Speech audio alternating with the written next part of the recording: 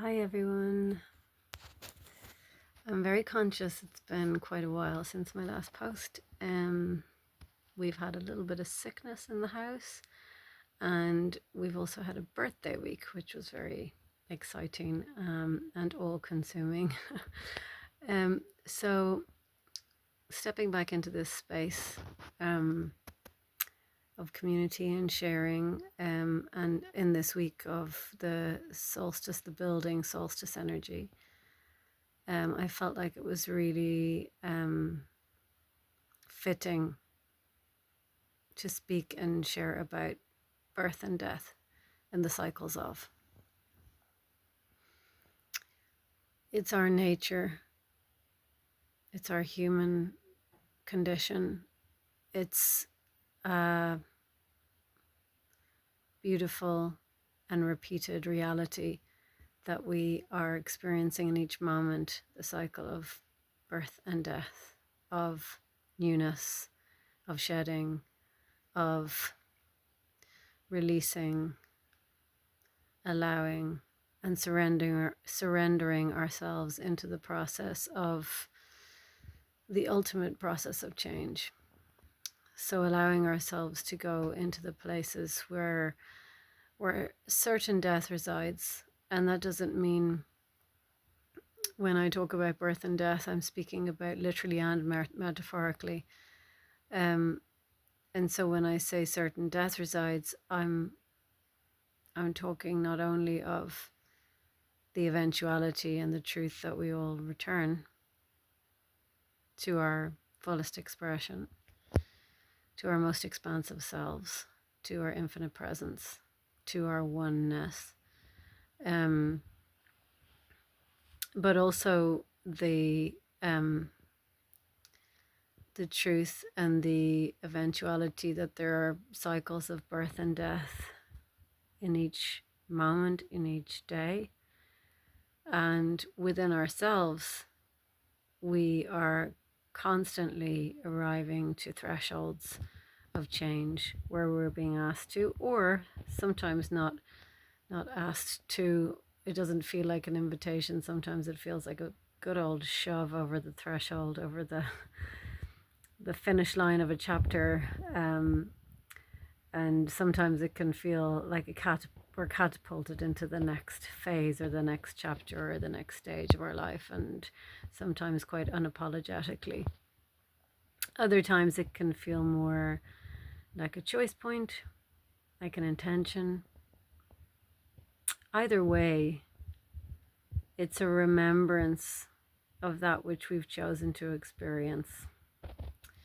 This beautiful dance that we've chosen to weave, as if we have woven it for the first time, as if we are discovering it and experiencing it for the first time. But we're really remembering it, something that we have put into place before we arrived, before we came here to this earthly plane. And it's why so much of it can feel so familiar, even in its newness.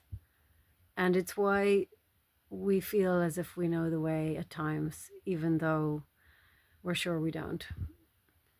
It's why there seems to be a river of truth that flows beneath all the questions that we have and the uncertainties. And that when we're really quiet, when we're really still and steady, we can feel and hear that river.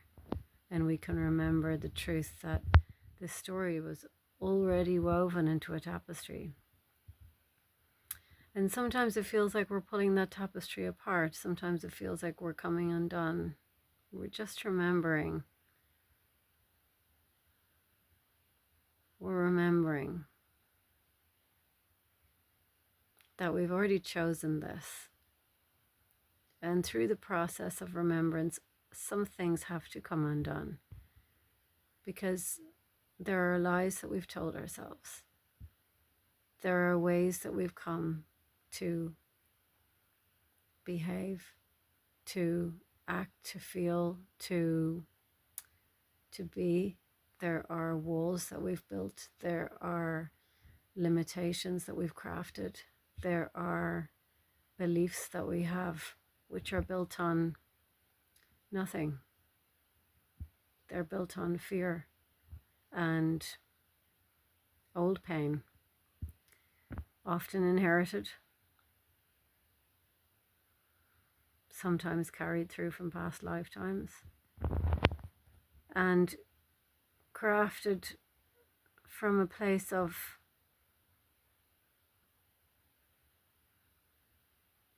smallness and fragility, a place where we are stepping into a new world with so much newness, ready to be experiencing everything for the first time, as if for the first time. And when we're young, there's this innocence, and there's our essence, and there's this nature that we've arrived in with, but there's also this story that we haven't yet discovered. And our conditioning, which people often call it, the way that we become who we are in our lifetime through our young experiences, our families, our trauma handed down through our lineages, often information we bring through from our past lives. This is all inexplicably, I guess, magically woven together within the blueprint of this story, our story, or this human experience we're having. And it's an important part of it, because these are the walls that we are creating, the limitations that we're creating. And sometimes these, experiences are incredibly joyful, and our young lives can be incredibly beautiful. That doesn't mean that we haven't got lots of information to work with there, lots of things that need to be addressed later in life, because we've all come here to experience what it is to create a framework that is an idea of who we are, so that we can begin to take that framework apart and try to understand and remember who we actually are. And this framework is a compendium of all the different things I just mentioned. Our conditioning is a thing that is neither a blessing or a curse. It's when we understand that we have chosen to experience everything that we're experiencing in this life, we can understand that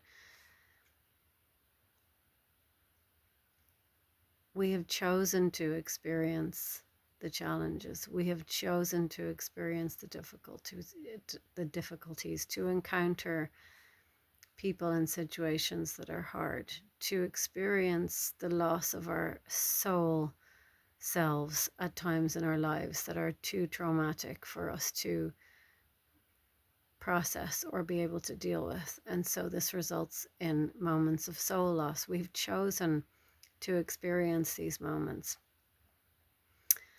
and we've set ourselves a very particular set of tasks, and that's unique to everyone's individual blueprint.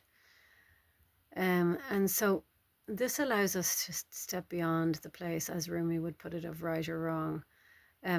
There are shades of everything in our human experience, and we've come here to experience those shades of right and wrong, good or bad, all the sort of polarized experiences. But the truth is that none of them really exist, and our highest expression is love. But everything we experience in our human experience is also love, even when it is great hardship, even when it's great difficulty, even when it's people hurting one another, because the truth is that we've chosen to come here and experience these things. The journey of enlightenment, ascension, learning, awakening. I don't know what other words there are for this journey, this human journey, which we're all on. There's not one person in this world that isn't on a journey of awakening or ascension. We are born awakening. We are in an experience of forgetting, but we are born awakening to that forgetfulness. And so the truth is that we are all, from the moment that we're born, allowing ourselves to unfold in some sort of a manner, coming to our truths, coming to our realizations, deepening our journey, even if we're non-spiritual, even if we feel like there is nothing to return to at the end of our journey. It's an experiential evolutionary journey, no matter what we believe. And even those that are very much in a survival mode are still waking up every day and choosing life. And choosing life in itself is a choice to be present and aware, and to engage in the act of this life journey. And so I'm digressing a little bit, but coming back to the journey of birth and death. In choosing life every day, as simple as that, choosing life every day, it brings us into that cycle of birth and death and allows us to acknowledge the rising of the sun and the setting of the sun in each day, the rising and setting of the moon. And, when we look around us, there's expressions of birth and death everywhere we look in nature, on the trees, the leaves, the creatures around us, obviously losing our loved ones, and experiencing actual life and death ourselves. But then there's also the cycles of birth and death that we experience on an existential level. And it's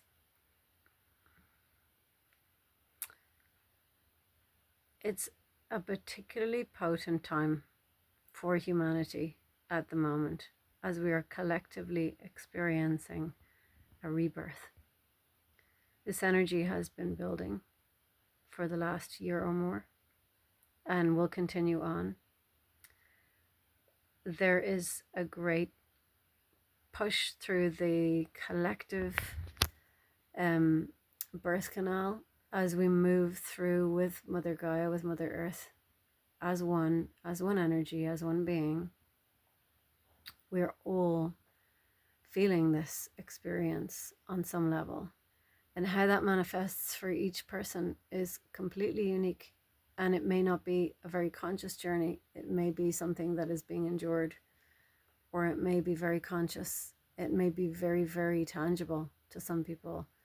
There may even be very physical experiences, physically manifested experience of this cycle. And what it is inviting us into is the allowance of the letting go, or the shedding of that which needs to die, that which needs to be released, that which is now obsolete. We are needing at this time to hear this call, because it's so loud and so clear, and it's asking us to witness the parts of us that have been yearning to transform and yearning to grow and yearning to heal for so long.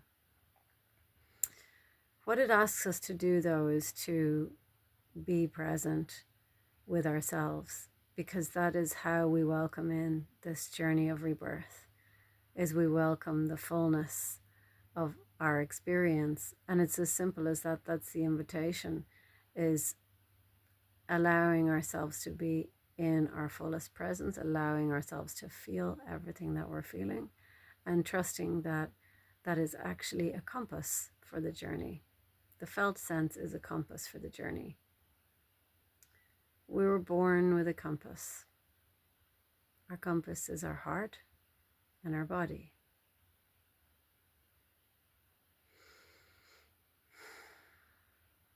And if we allow ourselves to be guided in fullness by our own inner compass, then we cannot take a wrong turn.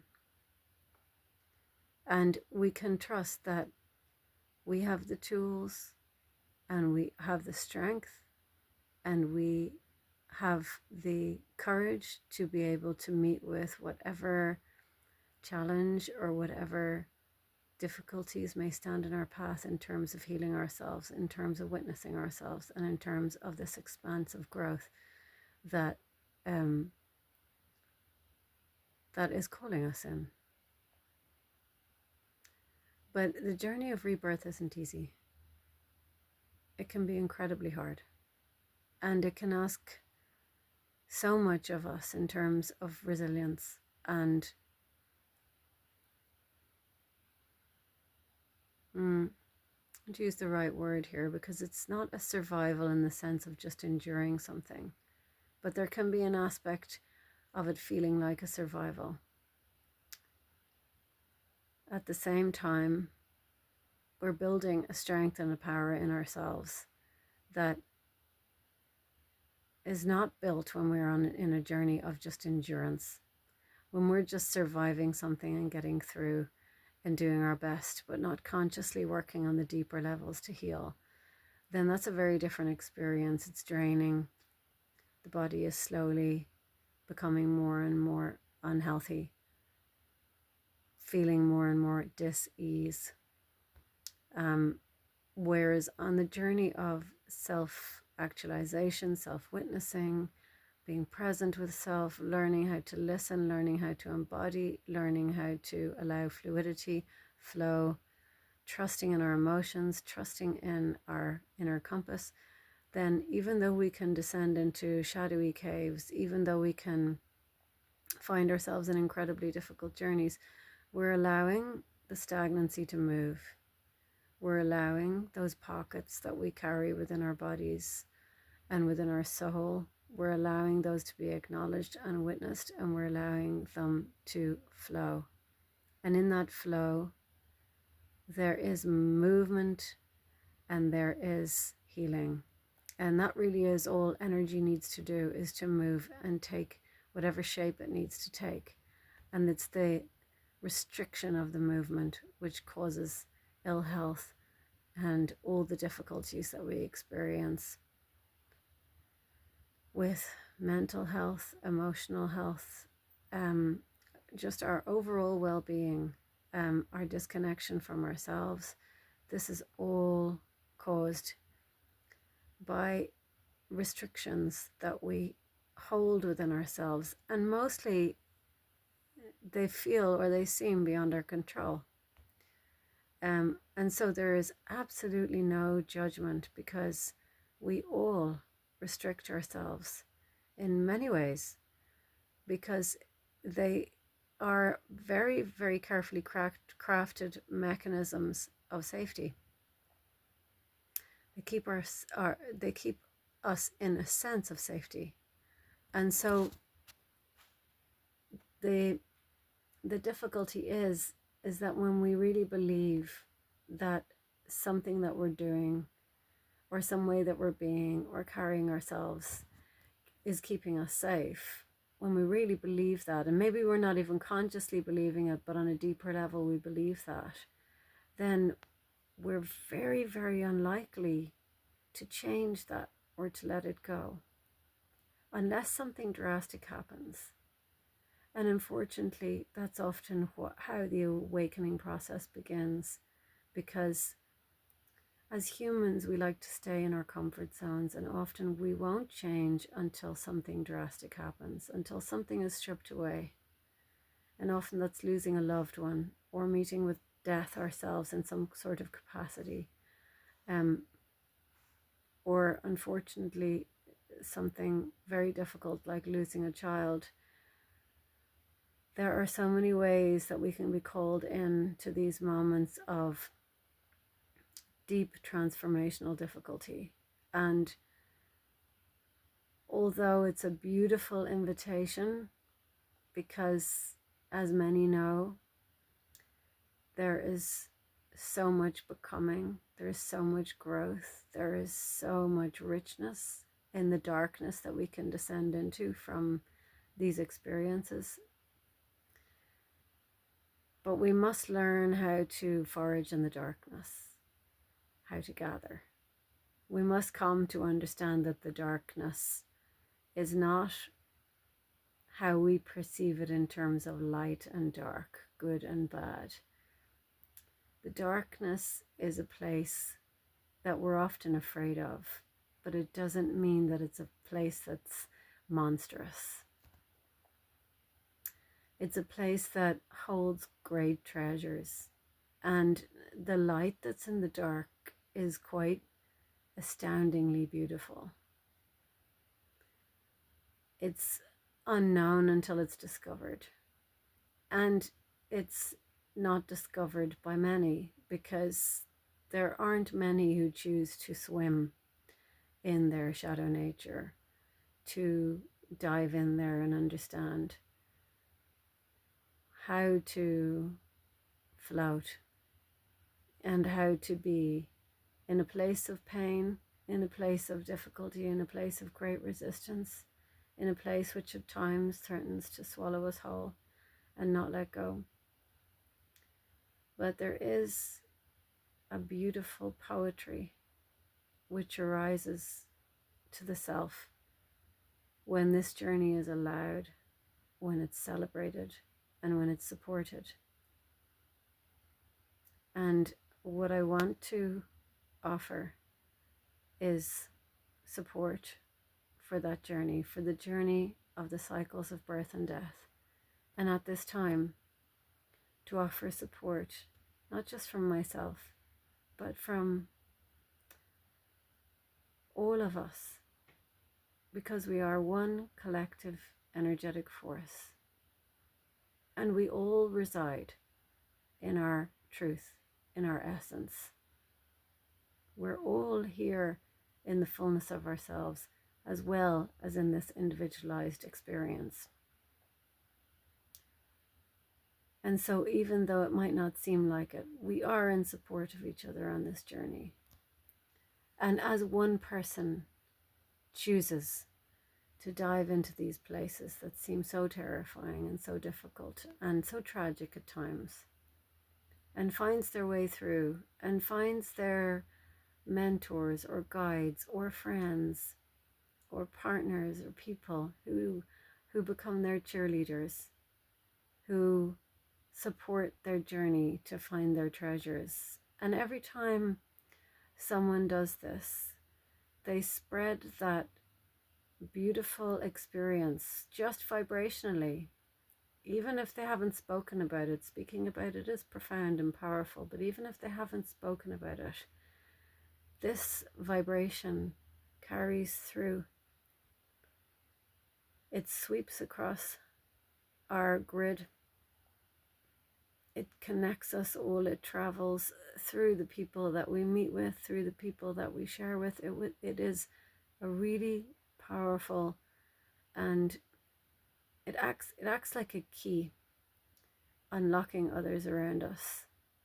And all that really it takes to offer this gift of light to others is to take our journey with intention and earnest, pure heart. Because it's not complex. We make it complex when we try to figure out what we're meant to be doing, how we're meant to be supporting others, how we're meant to be offering up to the world, because we're caught as humans in this. focus on purpose, in this focus on feedback. We're obsessed, this culture that we have, this time in human existence, we're obsessed with feedback and creating and generating as much feedback for ourselves as possible from as many people as possible, so that we might feel supported in feeling that we have value and worth and a right to be here. But the truth is, not only do we have a right to be here, but our existence is essential. And whatever we do when we're here, the most important thing is that we are in our beingness, that we are in our experience in the fullest capacity that we can be, that we keep re-choosing our journey, that we keep re-choosing our small cycles of birth and death and our larger ones, that we embrace the challenges, the ones we have set for ourselves, and we look for the learning and the understanding, that we trust that the clarity will come through this embrace, through this witnessing, and through this welcoming of everything that comes our way, and allowing ourselves to let go and surrender, and trusting that that journey takes its own sweet time. It's not easy, surrendering, trusting, letting go of control. We're here maybe to learn how to do it, but it can take a lifetime. So with great compassion and love for yourselves, the invitation is to welcome this time of, for some it's the darkest day of the year, for some it's the brightest day of the year, for some it's a threshold of the shift of light. It's an equalizing process, as we have the opportunity to experience the expansive growth of light which is coming, and also to honor the depth of the wintering that we're experiencing, the depth of ourselves. And we have the opportunity to witness the place that we're going into from a great expansive growth of light, and then recognizing that we're stepping into another chapter as the days begin to darken. And so depending where we are, in which hemisphere we are in the world, we are experiencing different things, but we are experiencing birth and death. We are experiencing threshold. We are experiencing new cycles. And we are both shedding and expanding into those new chapters. And the support that I offer is offered by so many. And as I say that, I feel all my guides around me, and I feel the archangels and ascended masters, and I feel Mother Whale, and I feel Mother Guardian, which is a powerful energy which arrived to me today, wanting to bring through some energy.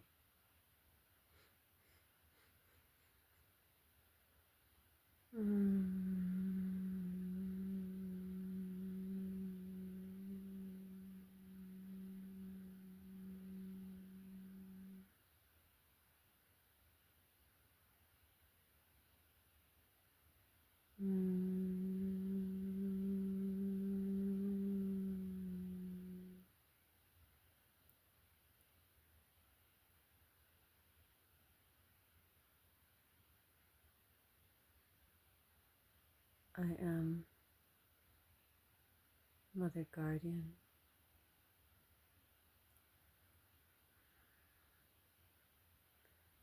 I am here to bring a message of truth and love. I am the light that begins all. I am the source of all growth and beginnings. I am the great manifester. Trust in this time. Trust in your path. Trust in your journey. You are divine. Your creativity, your love, your experience is all chosen. You are here to do beautiful, wonderful things. And you are here to die in many ways and to be reborn in many others. There is a simple alchemy which is available to all who choose, and that is to look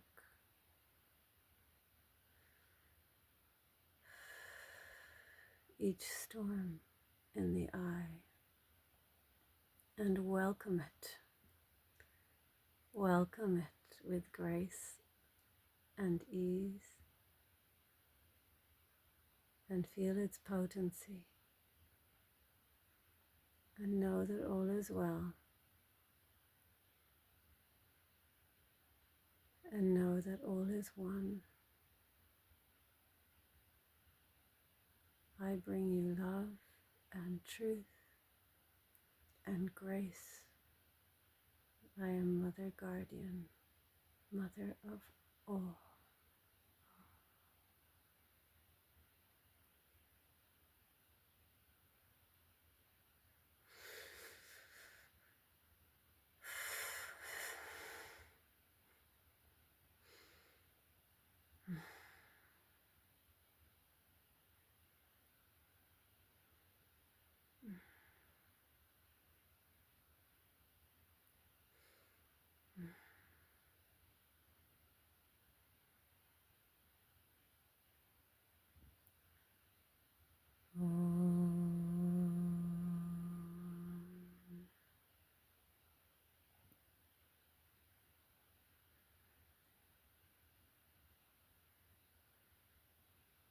Sending you all my love. Till next time.